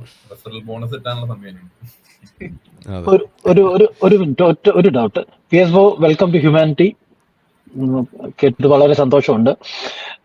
പിന്നെ എനിക്കൊരു കാര്യം ചോദിക്കാനുള്ളത്, ഈ മുഹമ്മദ് നബിയെ കുറിച്ച് ഇവര് ഈ പറയുന്നത് ഇപ്പം മഹാഭാരതത്തിൽ 100 തവണ പറയുന്നുണ്ട്, ബൈബിളിൽ പറയുന്നുണ്ട്, ഖുറാനിൽ ആകെ 4 പ്രാവശ്യം മുഹമ്മദ് എന്ന് പറയുന്നുള്ളൂ, 1 പ്രാവശ്യം അഹമ്മദ് എന്ന് പറയുന്നുള്ളൂ. ഈ ഖുറാനെക്കാട്ടിലും ഒത്തന്റിക് ആണോ ഇവർക്ക് മഹാഭാരതവും ബൈബിളും ഒക്കെ? അത് സാഹചര്യം അനുസരിച്ച് നമ്മൾ ഏത് കിതാബും പൊക്കി പിടിക്കും. അത്യാവശ്യത്തിന് കളിക്കൊടുക്കുകയും പൊക്കും. അല്ല ബാലർമേൽ ഇപ്പൊ പറഞ്ഞിട്ടുണ്ടെങ്കിൽ അത് പൊക്കി പിടിച്ചാണ്, അതും സഹിയ ഹദീസായാണ്. അത് ആവാത്തോണ്ട് സഹിയ ആയില്ല. അതിന്റെ സനത അവര് പറയും. അതെ, അല്ല ഇത്രേ ഉള്ളൂ. ഇവിടെ എന്തൊക്കെയോ സാധനങ്ങൾ എടുത്തിട്ട് മറിക്കുന്നുണ്ട്. നമ്മൾ ചോദിക്കുന്നത് ഇത് ഏത് കാലത്തിൽ എഴുതി വെച്ചു എന്നുള്ളതാണ് ഒന്നാമത്തെ കാര്യം. ഈ 108 ഉപനിഷത്തുകൾ പറയുന്നു, അതിനകത്തൊന്നും ഇത് മെൻഷൻ ചെയ്തിട്ട് പോലുമില്ല.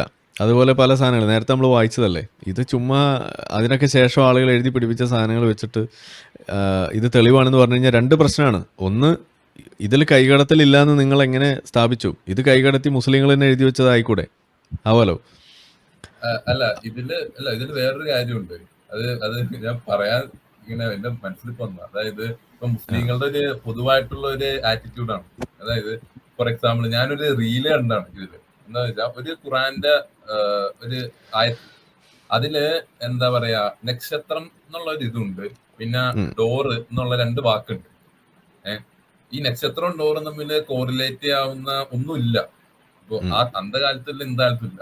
പക്ഷെ ഈ അടുത്തെന്തോ ഇവരേതോ 2 ബ്ലാക്ക് ഹോളോ എന്തോ സൂപ്പർനോവ എന്തോ കൊളീഷൻ എന്തോ നടന്നപ്പോ അതിന്റെ സൗണ്ട് എന്തോ ഡിറ്റക്ട് ചെയ്ത് എന്തോ വാതിലടയണ ഒച്ചയാണ്. ഒച്ച പോലെ തോന്നുന്നുണ്ട് നമുക്ക്.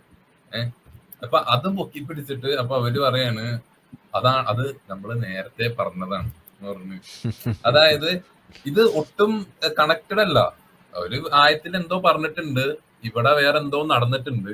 ആ ഇതെന്തോ ഒരു കണക്ഷൻ ചേർത്തു. ഉണ്ട്, ചേർത്ത് വെച്ച്. അതുപോലെ അതെ. തന്നെ ഇപ്പൊ ഇവരിപ്പോ പറയുന്നത് ഇപ്പൊ കുറെ എന്താ ലിബറൽ ഹിന്ദുക്കളൊക്കെ ഉണ്ടാവും. അതായത് അവര് ഇടക്ക് അമ്പലത്തിലും പോകും, ചിലപ്പോ വെള്ളിയാഴ്ച പള്ളിയിൽ പോണ അങ്ങനെ കുറച്ച് ആൾക്കാരുണ്ട്. 2 ബെഞ്ചിലും കാല് വെക്കുന്ന കുറെ ആളുകൾ. ഉം. അവർക്ക് ഇങ്ങനെ കുറെ മുസ്ലിം ഫ്രണ്ട്സ് ഒക്കെ ഉണ്ടാവും. അപ്പൊ അവർക്ക് പെരുന്നാളിന് ബിരിയാണി കഴിക്കാൻ പോകണം അവരുടെ അടുത്ത്. അപ്പൊ അവരെ വിഷമിപ്പിക്കാൻ പറ്റില്ല അവർക്ക്. അപ്പൊ അത് കാരണം ഇവര് ഇങ്ങനെ നിങ്ങൾ വിഷമിക്കണ്ട, ബേജാറാവണ്ട, നമ്മന്റെ പുരാണത്തില് ആളില്ലാത്ത 2-3 ക്യാരക്ടേഴ്സ് ഉണ്ട്, കുറെ പ്രാവശ്യം പറഞ്ഞിട്ടുണ്ട്. ചിലപ്പോ അത് നിങ്ങളുടെ നബി ആയിരിക്കും, അത് ആവാൻ ചാൻസ് ഉണ്ട് എന്നൊക്കെ പറഞ്ഞ് ആരോ പുള്ളി അടുത്ത് പറഞ്ഞതാണ്. പുള്ളി അത് വെള്ളം തൊടാണ്ട് വിശ്വസിച്ചു. കാരണം വിസ്മയാണല്ലോ. അതെ. ഇവിടെ പി എസ് എന്നാണ് ഞാൻ വിളിക്കുന്നത്. പി എസിനൊരു മെസ്സേജ് ഉണ്ട് കേട്ടോ. ഒരു കോംപ്ലിമെൻറ്റും ആണ്, ഒരു റിക്വസ്റ്റും ആണ്. യു ആർ ബ്രില്യൻറ്റ് എന്നാണ് ഇവിടെ ഒരു അഭിപ്രായം വന്നിരിക്കുന്നത്. അപ്പോൾ എന്നെ നമുക്ക് പറ്റിയാണോ? അതെ. അപ്പോൾ വേറൊരു ലൈവ് വേണം, അതിൽ കാണികളുടെ ചോദ്യം കൂടി എടുക്കുന്ന രീതിയിൽ. അതിന് തയ്യാറാണെങ്കിൽ പറയൂ, നമുക്ക് ഒരു ദിവസം ചെയ്യാം. നമ്മളൊരു അയ്യോ, ടെലഗ്രാം ഭയങ്കര ഭയങ്കര ഭാരിച്ച ഉത്തരവാദിത്വം പോലെ എനിക്ക് ഫീൽ ആണ്. അല്ല ഞാന് ഇത് എന്റെ ഉള്ളിലുള്ളത് പറഞ്ഞതാണ്. എന്ന് വെച്ചാ എന്താ ഇത് എനിക്ക് പറയണമെന്നുണ്ടായി കുറെ കാര്യങ്ങളൊക്കെ. പക്ഷെ ഇത് ഞാൻ പറഞ്ഞില്ലേ, നമുക്ക് വീട്ടിൽ പറയാൻ പറ്റില്ല. വീട്ടിൽ പറഞ്ഞു കഴിഞ്ഞാൽ ചോറ് കിട്ടൂല എനിക്ക്. പിന്നെ അതെ. നാട്ടിൽ പോയി കഴിഞ്ഞാൽ ചോറിന് തല ഉണ്ടാവൂല. അപ്പൊ അങ്ങനെ ചോറുണ്ടാവും, പക്ഷെ നോക്കുമ്പോ തല ഉണ്ടാവില്ല. തല ഉണ്ടാവില്ല. അതല്ല, അതിന്റെ ആവശ്യമില്ല കേട്ടോ. നിങ്ങൾ ഇവിടെ ഞാൻ ഇപ്പൊ അത് പ്രത്യേകം പറയാം. ഈ നിങ്ങളുടെ ജീവിതം പരിഗണനയിലാക്കിയിട്ട് എന്താ പറയാ, ഒരു വേണ്ട. അതെ. ഇല്ലില്ല വേണ്ടി ജീവിതം നമുക്ക് അല്ല നമ്മളൊരു കുഴപ്പമില്ല. കാരണം എന്താന്ന് വെച്ചാൽ ബുദ്ധിമുട്ടൊരു ചെയ്യുന്ന പോലെയല്ല, എല്ലാവർക്കും അത് പറ്റും. അല്ല കുറെ പേർക്കൊക്കെ അറിയാം. കാരണം എന്താ വെച്ചാൽ ഞാൻ ഈ റീലില് കുറെ ഞാൻ പറഞ്ഞില്ലേ ഇസ്ലാമിക് റീലിന്റെ അടിയില് ഞാൻ കൊണ്ട് കുറെ ഊക്കൽ Comment ഇടാറുണ്ട്, കമന്റ് ഇടാറുണ്ട്. ഇതൊക്കെ കുറെ പേര് കാണുന്നവരുണ്ട്, നമ്മുടെ അറിയാവുന്നവരൊക്കെ തന്നെ. അപ്പൊ അവർക്ക് വലിയ കുഴപ്പമൊന്നുമില്ല. അല്ല ഞാൻ പറഞ്ഞത് ഇല്ല, പെട്ടെന്ന് ഞാന് ആദ്യമായിട്ട് വന്ന് ജസ്റ്റ് ഒരു ഹായ് പറയാൻ മെല്ലെ മതി. അല്ല, ആളുകൾക്ക് അത് വലിയ തോതിൽ ഉപകാരപ്പെടുന്നുണ്ട്. അതുകൊണ്ട് അവരൊരു ഫീഡ്ബാക്ക് തന്നത് അറിയിച്ചു എന്നേ ഉള്ളൂ. സൗകര്യം പോലെ സമയമെടുത്തിട്ടൊക്കെ മതി, തിരക്കൊന്നുമില്ല. അല്ല എനിക്ക് കുഴപ്പമൊന്നുമില്ല. അല്ല അപ്പോൾ പെട്ടെന്ന് നമ്മളെ ടെലഗ്രാം ഗ്രൂപ്പ് ഉണ്ട്, അതിനകത്തൊന്ന് മെമ്പറായി നിന്നാൽ ഇതുപോലുള്ള കാര്യങ്ങൾ അറിയാം, ഇതുപോലെ വീഡിയോ ഒക്കെ വരുന്നത്. ഓക്കെ, അപ്പോൾ സൗകര്യമായിരിക്കും ജോയിൻ ചെയ്യാനൊക്കെ. ഒരു കാര്യം എനിക്ക് പറയാനുണ്ട്. ഈ പി ഇപ്പൊ യാസീനും പറഞ്ഞു, ഇപ്പൊ പിയും പറഞ്ഞല്ലോ, ഈ മഹാഭാരതത്തിലും ഇതിലുള്ളത് ഈ ഇസ്ലാമിനകത്തുള്ള ക്രൈസ്തവ കഥകളുണ്ടല്ലോ. നമ്മളിപ്പോ മറിയത്തിന്റെ ഒരു കഥയുണ്ട്. മറിയം പോട്ടെ, യേശുവിന്റെ പേര് ഇസ്ലാമിനകത്ത് വന്നത് ചരിത്രം നിങ്ങൾ, ഞാൻ നേരത്തെ പറഞ്ഞ ആ ചരിത്രകാരൻ അഹമ്മദ് ജലാദ്, അദ്ദേഹം പറയുന്നത് നിങ്ങൾക്ക് പരിശോധിച്ചു കഴിഞ്ഞ ഒരു കാര്യം മനസ്സിലാവുന്നത്, ഈ ഐന് ഉപയോഗിച്ചിട്ടാണ് ഈസ എന്നാണ് യേശുവിന്റെ പേര് ഇതിനകത്തുള്ളത്. അത് ഹീബ്രുവിന്റെ വകഭേദമല്ല യഥാർത്ഥത്തിൽ. യഹോശുവയോ അല്ലെങ്കിൽ ഇവർ പറയുന്ന ആ വാക്കുണ്ടല്ലോ, അല്ലെങ്കിൽ യോശുവ, ഇതിന്റെ വകഭേദമല്ല എന്നാണ് അവർ പറയുന്നത്. അത് യഥാർത്ഥത്തിൽ പണ്ട് ഈ കല്ലുകളിലൊക്കെ ഉണ്ടായിരുന്ന ഐൻ സീൻ യ എന്നുള്ള 3 അക്ഷരങ്ങൾ കൊണ്ട് ഇവര് ഐൻ സീൻ യ എന്നെ രക്ഷിക്കണേ എന്നൊക്കെ പണ്ടത്തെ കാട്ട് മനുഷ്യർ അല്ലെങ്കിൽ അവിടുത്തെ നൊമാഡിക് അറബികൾ കല്ലിൽ കൊത്തിവെച്ചിരുന്നത് 4 നൂറ്റാണ്ട്, ഒരു 4-ാം നൂറ്റാണ്ട് 5-ാം നൂറ്റാണ്ട് ആ സമയങ്ങളിൽ അവര് ആ കല്ലിൽ എഴുതി വെച്ചിരുന്ന ആ ഒരു കാര്യം മുഹമ്മദിന്റെ കാലഘട്ടത്തിൽ, മുഹമ്മദ് എന്ന മനുഷ്യനോ പിന്നെ ഈ ഖുർആൻ ഒരുപക്ഷെ എഴുതി വെച്ച ആളുകളോ അത് അവർ പകർത്തുമായിരുന്നു. പിന്നെ ഈ കഥയുണ്ടല്ലോ, ഞാനിപ്പോ ഈ വിഷയവുമായി ബന്ധപ്പെട്ടുകൊണ്ട് പറഞ്ഞു എന്നുള്ളൂ, ഈ യേശുവിന്റെ ജനന കഥ ഇസ്ലാമിന്റെ ചരിത്രത്തില് അല്ലെങ്കിൽ ഖുറാന് പറഞ്ഞിട്ടുള്ള ജനന കഥയില് ഈന്തപ്പനയും അരുവിയും, അതായത് എനിക്ക് തോന്നുന്നു ഈന്തപ്പനയാണെന്ന് തോന്നുന്നു, അതായത് ഈ മറിയം പ്രസവിക്കുന്ന സമയത്ത് മറിയത്തെ ദൈവം സഹായിക്കുന്നുണ്ട്. ഈ പ്രത്യേക കഥ ക്രിസ്ത്യാനികളിൽ തന്നെ ഉള്ള ഒരു ചെറിയൊരു വിഭാഗത്തിന്റെ കഥയാണ്. ഇത് നമ്മുടെ മെയിൻ സ്ട്രീം ക്രിസ്ത്യാനികളുടെ കഥയല്ല.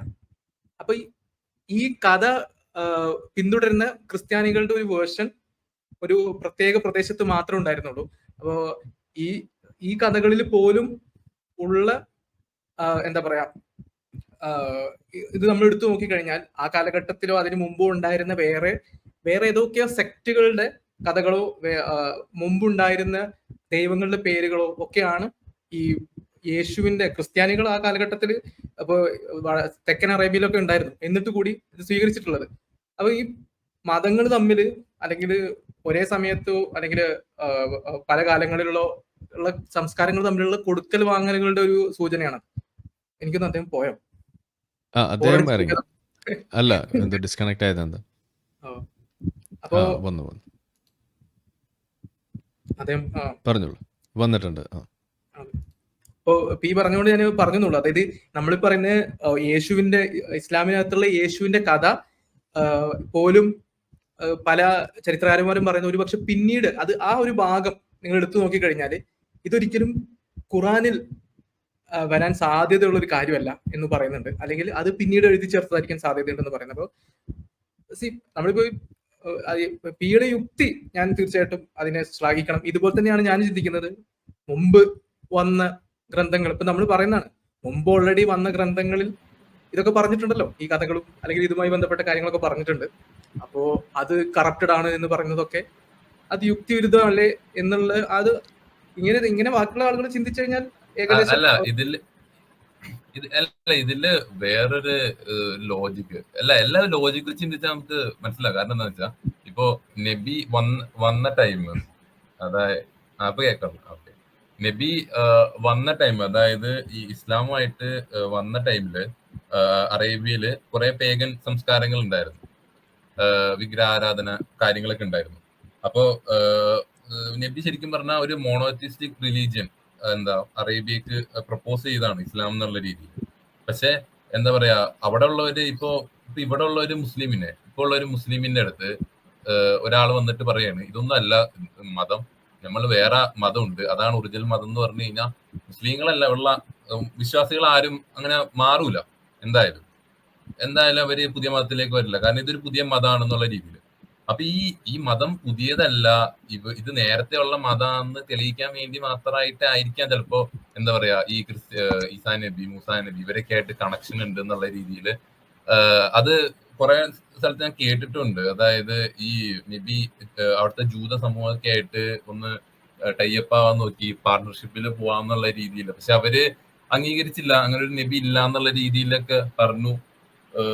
അങ്ങനെ കുറെ ഇതാക്കിയിട്ടുണ്ട്. അതിനുശേഷമാണ് ഈ നബി ഈ ഇസ്ലാമിന് ഈ ജൂതവിരുദ്ധത വന്നത് തന്നെ ആ ഒരു ഘട്ടത്തിലാണെന്ന് അങ്ങനെ കുറെ കേട്ടിട്ടുണ്ട്. ശരിക്കും പറഞ്ഞാൽ ഒരു കണക്ഷൻ ഇല്ലാതെ, അതായത് എന്താ പറയാ, ഇപ്പോ ഈ വക്കീലിന്റെ മോൻ വക്കീലാവും, അങ്ങനെ ഒരു കണക്ഷൻ വേണമല്ലോ, അല്ലാണ്ട് വെറുതെ കയറുമ്പോ കുറച്ച് പാടാണ്. ഒരു കണക്ഷൻ ഇട്ട് കഴിഞ്ഞാൽ ഒരു പൈപ്പ് അങ്ങോട്ട് ഇട്ട് കഴിഞ്ഞാൽ കുഴപ്പമില്ലല്ലോ. ഇത് നേരത്തെ ഉള്ള മതമാണെന്ന് വരുത്തി തീർത്ത് കഴിഞ്ഞു കഴിഞ്ഞാൽ ഒരു സോളിഡ് ബേസ് ഉണ്ട് ആ മതത്തിന്. ആ ഒരു ബേസ് ഉറപ്പിക്കാൻ വേണ്ടി മാത്രമാണ്, അല്ലാതെ ഈ മതത്തിനും മറ്റേ മതത്തിനൊക്കെ ആയിട്ട് വലിയ എന്താ പറയാ കണക്ഷനൊക്കെ ഉണ്ടായിട്ട് എനിക്ക് തോന്നുന്നില്ല. ജസ്റ്റ് ഒരു എസ്റ്റാബ്ലിഷ് ചെയ്യാൻ വേണ്ടി എന്താ പറയാ അവരുടെ ഹാലോ ഇഫക്റ്റ് ആണ്, ഹാലോ ഇഫക്റ്റ് ഉപയോഗിക്കുന്നതാണ് അത്. അത് ശരിക്കും പറഞ്ഞാൽ നമ്മളൊന്ന് ലോജിക്കലായിട്ട് ആലോചിച്ചെടുത്ത് കഴിഞ്ഞ് കഴിഞ്ഞാൽ നമുക്കത് മനസ്സിലാക്കി എടുക്കാതിരിക്കും, അതാണ് ഉദ്ദേശം. പക്ഷെ ആരും അനുസരിക്കില്ല, അതാണ്. അപ്പൊ ഇത് വീണ്ടും ഈ ക്രൈസ്തവ കഥകളുടെ കാര്യം പറയുമ്പോ ഇത് പ്രസക്തമാണ്. ഇപ്പൊ ഇവരുടെ മറ്റൊരു കഥയാണ് ഇപ്പൊ ഈ നമ്മുടെ മറിയത്തെ കുറിച്ച് പറയുന്ന സമയത്ത് അമ്രോന്റെ മകൾ അഹറോന്റെ സഹോദരി എന്ന് നമ്മുടെ അനിൽ കുടിത്തോട്ടും മറ്റു ക്രിസ്ത്യ അപ്പോളജിസ്റ്റുകളൊക്കെ ഇസ്ലാമിനെ കുറിച്ച് വിമർശനം ഉന്നയിക്കുന്ന പറയുന്നൊരു കഥയാണ്. ഈ കഥ ഇങ്ങനെ ഒരു മറിയം ശരിക്കും ഉണ്ട് വേറെ. അപ്പോൾ ഈ ഒരു മറിയം എന്ന് പറഞ്ഞൊരു കഥാപാത്രം വേറെ ഉണ്ട്. ഇത് മുഹമ്മദ് കൺഫ്യൂഷൻ ആയിട്ട് മറിയം മാറിപ്പോയി എന്ന് പറയുന്നുണ്ട്. എന്നിട്ട് ഹദീസുകളിൽ പിന്നീട് എന്ത് ചെയ്തു, ഇവരിത് കൂട്ടിച്ചേർത്തു. നജറാനിലെ ക്രിസ്ത്യാനികൾ നിങ്ങൾ ഈ പറഞ്ഞതിന് വിമർശിച്ചല്ലോ എന്ന് പറഞ്ഞപ്പോ മുഹമ്മദ് പറഞ്ഞത്രേ, അല്ല അത് ഞാൻ സഹോദരി എന്ന് ഉദ്ദേശിച്ചത് നമ്മളിപ്പോ ഞാൻ മറ്റേ നെഹ്റുവിന്റെ സഹോദരനാണെന്ന് പറഞ്ഞ പോലെ ഞാൻ ഗാന്ധിയുടെ തലമുറക്കാരനാണെന്ന് പറഞ്ഞ പോലെ പറഞ്ഞാണ്. പക്ഷെ അവിടെ കൃത്യമായിട്ട് പറഞ്ഞിട്ടുള്ളത് അമ്രോന്റെ മകൾ അഹ്റോന്റെ സഹോദരി, അല്ലെങ്കിൽ ഹാറൂന്റെ സഹോദരി ഇമ്രാന്റെ മകൾ, ആലു ഇമ്രാൻ എന്നുള്ളൊരു അധ്യായം ഉണ്ടല്ലോ.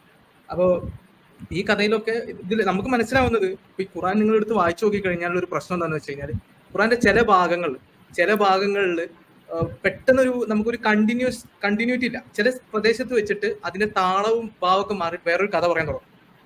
അത് പലപ്പോഴും പല ചരിത്രകാരന്മാരും പറഞ്ഞിട്ടുള്ളത്, ഇതുപോലെ മറ്റു മതങ്ങളിലുള്ള ചില കാര്യങ്ങൾ പറയുന്ന സമയത്ത് ഖുറാന് ആ പ്രത്യേകമായിട്ടുള്ള ചില സെക്റ്റുകളുടെ കഥ എടുത്ത് അവിടെ പാളി പോകുന്നതാണ്, അല്ലെങ്കിൽ പിന്നീട് എഴുതി വെച്ചപ്പോൾ അവർക്ക് പറ്റിപ്പോയതാണ്. അതായത് ഒരു താളത്തിലൊരു കാര്യം പറഞ്ഞു വന്നുകൊണ്ടിരിക്കുമ്പോൾ പിന്നെ വന്ന ആളുകൾ ക്രോഡീകരിച്ച സമയത്ത് വേറെ കുറച്ച് കാര്യങ്ങൾ അതിന്റെ കൂടെ എഴുതി വെച്ചപ്പോൾ, അപ്പൊ ഇത് സംഭവിക്കാനുള്ള സാധ്യത അത് കൂടുതലാണ് എന്നുള്ളത് നമ്മളിപ്പോ മതം മാറ്റി വെച്ചിട്ട് നമ്മൾ വിലയിരുത്തുകയാണെങ്കിൽ നമുക്കറിയാം. അന്നത്തെ കാലത്ത് ഇതുപോലത്തെ കൂട്ടിച്ചേർക്കലുകൾ ഇതൊക്കെ എന്താ പറയാ സ്ഥിരമാണ്. ഈ മിശിഹ, അതായത് ഈ യേശുവിനെ മിശിഹ എന്നാണ് ഖുറാൻ പറയുന്നത്. മസീഹ് അങ്ങനെ തന്നെയല്ലേ? ഈ മിശിഹ എന്നുള്ള സംഭവം, മിശിഹയാണ് അവസാനത്തത്. അതായത് അവസാനത്തെ ആള് ഇസ്ലാമിനകത്തും അവസാനത്തെ പ്രവാചകൻ വരാൻ പോകുന്നത് യേശുവാണ്. അപ്പോ ഞാനിപ്പോ ഇത് വായിച്ചു നോക്കുമ്പോ സമയത്ത് എനിക്കും നമ്മൾ എന്താ പറയാ, ഇത് ഒരാള് ഇരുന്ന് പൂർണ്ണമായിട്ട് വെളിപാട് ഇറങ്ങി എഴുതിയ പോലെയല്ല ഖുർആൻ നമുക്ക് മനസ്സിലാവുന്നത്. അതായത് കുറെ കാലഘട്ടങ്ങൾ, അതായത് ഒരുപാട് കാലഘട്ടങ്ങളിലൂടെ മാറി മറിഞ്ഞ് ഒരു 7-ാം നൂറ്റാണ്ടായപ്പോഴേക്കും ഒരു ബുക്കാക്കി മാറ്റിയതാണ്. പക്ഷെ അതിനിടയിൽ ഈ എന്താ പറയാ, ഇതിപ്പോ മുഹമ്മദ് മാത്രമാണ് പറഞ്ഞിട്ടുണ്ടായിരുന്നെങ്കിൽ ഒരുപക്ഷെ ഇത് സംഭവിക്കില്ല. അതിനൊരു ക്രമം ഉണ്ടാവുമായിരുന്നു. അല്ലെങ്കിൽ എന്താ പറയാ, ക്രമം എന്ന് ഒഴിവാക്കാം, നമുക്ക് ഈ മറ്റു മതങ്ങളുടെ കാര്യങ്ങളുടെ അവരുടെ കഥകളൊക്കെ പറഞ്ഞെടുത്ത് ഒരല്പം കൂടി പക്ഷെ അല്ല എന്റെ ഒരു ഈ ഇപ്പൊ ഖുറാന്റെ ഒരു ഫോർമേഷന്റെ എന്റെ ഒരു തിയറി എന്താന്ന് വെച്ച് കഴിഞ്ഞാൽ, ഇപ്പോ ഈ ഖുറാന്റെ നിലനിൽപ്പിന് തന്നെ ഇപ്പോ ആരായാലും, ഏത് മൗലവി, ഏത് ബാക്കവി, ഏത് ദാവാക്കാരാണെങ്കിലും ഇവര് ഇടുന്ന ഒരു കാര്യം എന്ന് പറഞ്ഞു കഴിഞ്ഞു കഴിഞ്ഞാൽ, ഈ ബുക്കില് ഇങ്ങനെയൊക്കെ എഴുതി വെച്ചിട്ടുണ്ട്, എഴുതാനും വായിക്കാനും അറിയാത്ത ആൾ എങ്ങനെയാണ് ഇതൊക്കെ എഴുതുന്നത് എന്നാണ്. പക്ഷെ എന്റെ ഒരു ഇതില് എന്താ പറയാ, എഴുതാനും വായിക്കാനും അറിയാത്തത് എന്ന് പറയുന്ന ഒരു ഫാക്ട് അത് ചിലപ്പോ തെറ്റാവാനും ചാൻസ് ഉണ്ട്. അതിപ്പോ ഇവര് പറയുന്നത്, ഇവരുടെ ചോദിക്കാണ് എന്താണ് പറയാനുണ്ട്. അതെ, അത് തെറ്റാണ്. ഇപ്പൊ പറഞ്ഞ കാര്യം, എഴുതാനും വായിക്കാനും മുഹമ്മദിന് അറിയില്ലായിരുന്നു എന്ന് പറയുന്നത് അറബികളുടെ ചരിത്രം നോക്കിക്കഴിഞ്ഞാൽ തെറ്റാണ്. 4-ാം നൂറ്റാണ്ട് വരെ കല്ലിലും ഇതിലൊക്കെ കൃത്യമായിട്ട് തന്റെ ഒട്ടകങ്ങളെ കുറിച്ചും തന്റെ കുടുംബക്കാർക്ക്, എന്റെ സഹോദരിക്ക് നിങ്ങൾ ഇത് കൊടുക്കണേന്നൊക്കെ അറബി ഭാഷയുടെ പഴയ രൂപത്തിൽ പാലിയോ അറബിക് എന്ന് പറഞ്ഞ് ഇൻസ്ക്രിപ്ഷൻസ് ഉണ്ട്. അത് പരിശോധിച്ചിട്ട് ഞാൻ പറഞ്ഞില്ലേ, ആ പുള്ളി നടത്തിയ പര്യവേക്ഷണങ്ങളിൽ അറബികൾക്ക് എഴുതാൻ അറിയാമായിരുന്നു, മുഹമ്മദിന് മാത്രം അത് മാത്രമല്ല മുഹമ്മദ് നബിക്ക് ഈ രണ്ട് കാര്യമാണ് അവിടെ. ഈ നിരക്ഷരനാണെന്നുള്ള വാദം വരുമ്പോൾ മുഹമ്മദ് നബി ഖദീജ ബീവിയുടെ കണക്കപ്പിള്ളയായിട്ടാണ് അവിടെ ഉണ്ടായിരുന്നതെന്നാണ് പറയുന്നത്. ഓക്കെ, എഴുത്തും വായന അറിയില്ല, അല്ലെങ്കിൽ പഠിപ്പും വിവരവും ഇല്ലാത്ത ഒരാളെ പിടിച്ച് കണക്കപ്പിള്ളയാക്കുക എന്നുള്ളത് ഒരു കാര്യം. അത് പോട്ടെ, ഇനി അങ്ങനെ ആക്കിയെന്ന് വിചാരിക്കാം, പ്രേമം മൂത്തിട്ട്. ഇനി അങ്ങനെ ഒരു നിരക്ഷരനായ ഒരാൾക്ക് എഴുതിയാൽ ഒരിക്കലും എഴുതാൻ പറ്റാത്തതായിട്ടുള്ള എന്ത് സാധനമാണ് ഖുറാനിലുള്ളത്? അതാണ് എന്റെ രണ്ടാമത്തെ ഇത് എന്ന് വെച്ചാൽ, വേറൊരു പോയിന്റ് ഉണ്ട് ഇതിനകത്ത് മിസ്സായത്. അതായത് ഇപ്പൊ ഈ ഖദീജ ബീവി ഇവരെയൊക്കെ ആയിട്ട് കല്യാണം കഴിക്കുന്നതിന് മുമ്പ് മുഹമ്മദ് നബി ഒരു കച്ചവടക്കാരനാണ്. ബനു ഏതാ എനിക്ക് ഗോത്രം അറിയില്ല, അവരൊരു കച്ചവട ഗോത്രമാണ്. അപ്പൊ ഇവര് എന്തായാലും അല്ല, ഇതെന്റെ ഒരു ഇതാണ്, കാഴ്ചപ്പാടാണ്. അതായത് ഇവര് എന്താ പറയാ, കച്ചവടം എന്നുള്ള രീതിയിൽ കാരവനൊക്കെ ആയിട്ട് ഇവര് അവിടെ യമൻ ആ ഒരു ഏരിയയിലൊക്കെ പോവാറുണ്ടാവും എന്തായാലും. അങ്ങനെയുള്ള ട്രേഡേഴ്സ് ആണ് ഇവര്. വോയിസ് ബ്രേക്ക് ആവുന്നുണ്ട്. എന്തായാലും നബിക്ക് ഒരു കച്ചവടക്കാരൻ എന്തായാലും അങ്ങനെയൊക്കെ ചെയ്യണമെങ്കിൽ പുള്ളിക്ക് എന്താ ഇങ്ങനെയുള്ള ധാരണ വേണം, അതിൽ കേൾക്കുന്നു. ഒരു സംശയമില്ല. ഇപ്പൊ കേൾക്കാം, പറഞ്ഞോളൂ. ഞാൻ പറഞ്ഞത് അതാണ്. അതെ. അതായത് ഇപ്പൊ ഇങ്ങനെ പോയ ഈ എല്ലാ യാത്രകളുടെ ഇടയിലായിരിക്കും ഈ മറ്റേ ബൈബിളും ക- തോറയൊക്കെ ചിലപ്പോ പുള്ളി വായിച്ചു നോക്കിയിട്ടുണ്ടാവും. അല്ല, അത് അത് വെച്ചിട്ടായിരിക്കും. വായിച്ചതെന്നല്ല പറയുന്നത്. പുള്ളിയുടെ ആ ഒരു ഗ്രൂമിങ് നടത്തിയിട്ടുള്ളത് നമ്മളെ വറക്ക ബിൻ നൗഫൽ എന്ന് പറയുന്ന ഒരു അമ്മാവനാണ്. പുള്ളിയാണ് ഈ പണിയൊക്കെ ചെയ്തു കൊടുത്തിരിക്കുന്നത്. ഇത് നമുക്ക് വായിച്ചാൽ അറിയാൻ പറ്റുന്നൊരു സംഗതിയാണ്. ഓക്കെ, അപ്പോൾ അറബിയിൽ സംസാരിച്ചിരുന്ന മനുഷ്യനാണല്ലോ ആ ഭാഷയിൽ. ഇപ്പോൾ നമ്മളെ നാടോടി പാട്ടുകളായിട്ടും നാടോടി കവിത അല്ലെങ്കിൽ നാടോടി കഥകൾ എന്നൊക്കെ പറഞ്ഞിട്ട് നമ്മൾ കേൾക്കാറില്ലേ? ഇത് എഴുതണമെന്നുണ്ടെങ്കിൽ മലയാളത്തിൽ PhD ആവശ്യമുണ്ടോ? ഇല്ലല്ലോ. അത് മലയാളം പറയാൻ അറിഞ്ഞാൽ പോരെ. ആദിവാസികൾ എന്തെല്ലാം കൃതികൾ ഉണ്ടാക്കുന്നു, എന്തെല്ലാം പാട്ടുകൾ ഉണ്ടാക്കുന്നു. ഇതുണ്ടാക്കാൻ മലയാളം സ്കൂളിൽ പോയി പഠിക്കണമെന്ന് വല്ല നിർബന്ധമുണ്ടോ? എഴുതാൻ അറിയണമെന്ന് നിർബന്ധമുണ്ടോ? ആദിവാസികൾക്ക് എഴുതാൻ അറിയോ? ഇല്ലല്ലോ. പക്ഷെ അവർ മലയാളത്തിൽ നല്ല അസൽ അവരുടേതായിട്ടുള്ള കലാരൂപങ്ങൾ അവരുണ്ടാക്കുന്നില്ലേ? എഴുത്തുകൾ പറഞ്ഞു വെക്കുന്നില്ല. ആദിയില്ലല്ലോ അന്തമില്ലല്ലോ എന്നൊക്കെ പറഞ്ഞ് എഴുതി വെച്ചിരിക്കുന്ന സാധനം അത് മലയാളം PhD എടുത്തിട്ടല്ലല്ലോ എഴുതിയത്. ഇതൊരു വികലമായ വാദമാണ്. അതാണ് ഞാൻ ചോദിക്കുന്നത്. അങ്ങനെ നിരക്ഷരനായ ഒരാൾക്ക് എഴുതാൻ പറ്റാത്ത എന്ത് സാധനമാണ് ഖുറാനിലുള്ളത്? ഒരെണ്ണം കാണിച്ചെന്നാൽ മതി.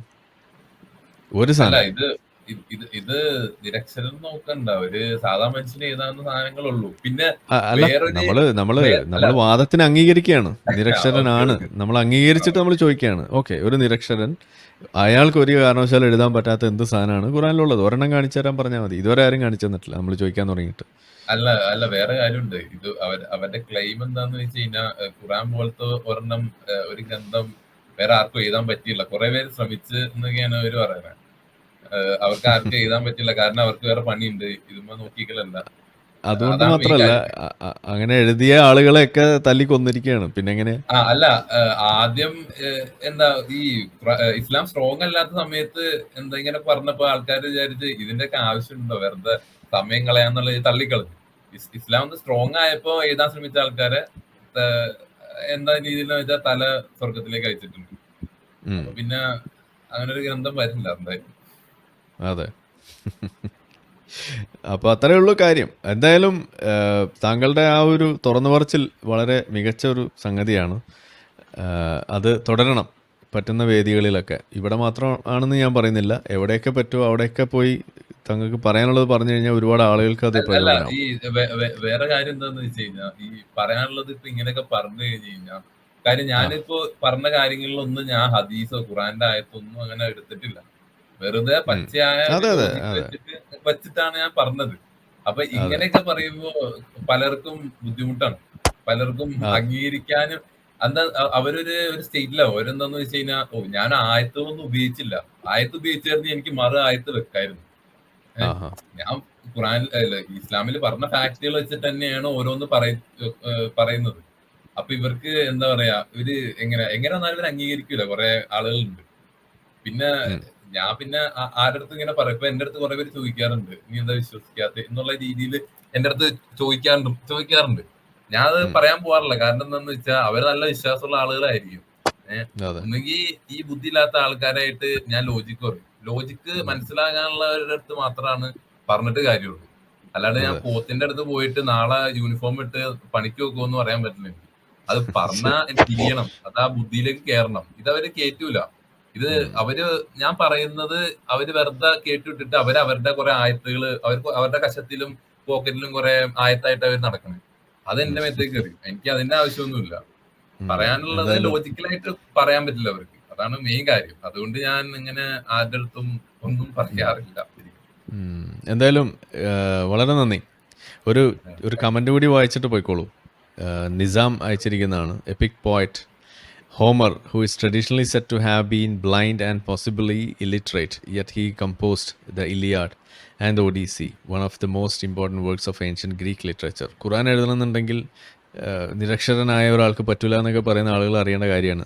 വെല്ലുവിളിയും വേണേൽ വെക്കാം. ഇലിയാഡും ഒഡീസിയൊക്കെ പോലെ വേറൊരു കൃതി ആരെങ്കിലും കൊണ്ടുവരൂ, എന്ന് നമുക്ക് വേണമെങ്കിൽ അത് അങ്ങനെ വെല്ലുവിളി നടത്താനുള്ള ഉളുപ്പില്ലായ്മ ഹോംവർക്ക് ഇല്ലാത്തതുകൊണ്ട് മൂപ്പർ അത് ചെയ്തിട്ടില്ല എന്ന് മാത്രം. പണ്ട് ജബ്ബാർ മാഷ് പറഞ്ഞ ഡയലോഗാണ് എനിക്ക് ഓർമ്മ വരില്ല. ONV കുറുപ്പ് ഇന്നായിട്ട് കവിതാ മത്സരത്തിനുണ്ടോന്ന് നഴ്സറി കുട്ടികളെ വെല്ലുവിളിക്കണ പരിപാടിയാണ് പടച്ചോൻ ചെയ്തിരിക്കണതെന്നാണ് പറയുന്നത്. അപ്പോൾ എന്തായാലും വളരെ നന്ദി. നമുക്ക് അടുത്ത ദിവസം വീണ്ടും കാണാം എപ്പോഴെങ്കിലും. ഓക്കെ. Okay, thank you.